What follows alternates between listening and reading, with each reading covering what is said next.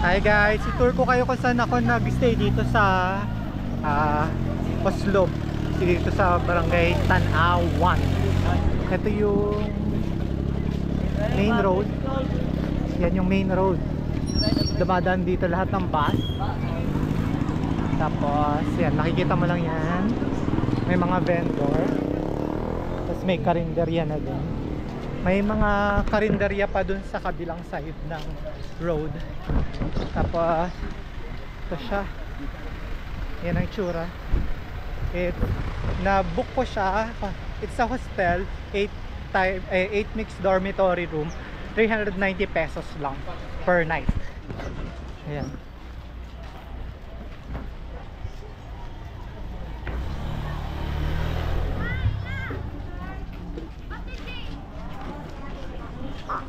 So, ayan guys.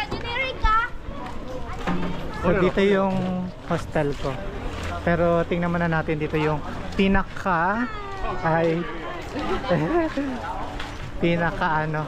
yung whale shark watching area. Sa yan, may mga shower area dito. Kasi yan ang tsura.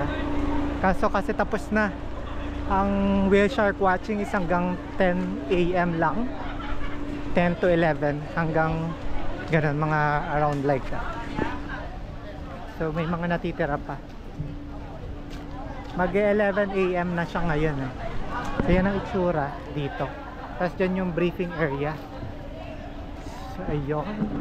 So ngayon, maganda dito sa hostel ko kasi a-assist ka mula umpisa hanggang matapos. Kayo pa yung unang-una sa pila. So first batch kami kanina dun sa whale shark watching. And 600 pesos lang binayad namin dun sa mismong hostel owner kay Nanay Zenny. So yan yung main road. Tapos ayan yung area ng whale shark watching.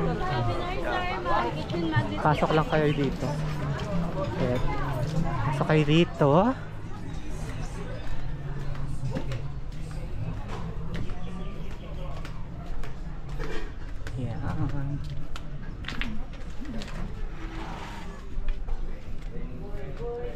Tapos dito yung room namin. May mga solo room for ano yan, private rooms. So may room din dito. Yan, mixed dormitory din yan. Ito mga private rooms.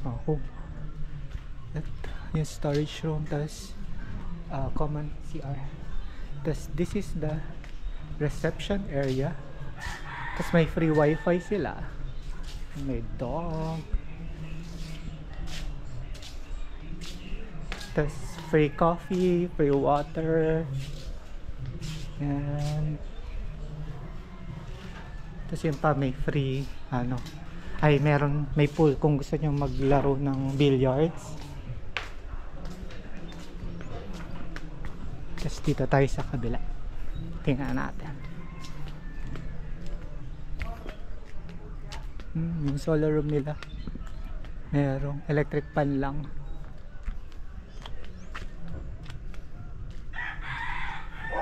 Yan pa, meron pa dito. Tapos dito yung common CR din.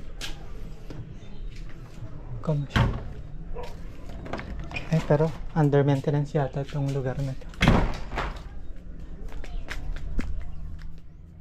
Yan, may mga solo din or partner kung may kapart.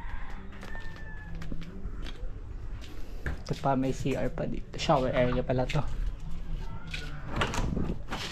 Ito toilet. So tara, pasok na tayo sa aming room.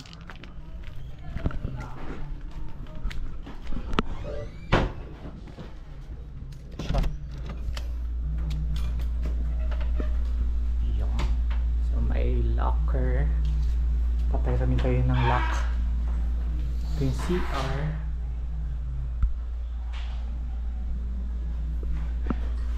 So yun lang.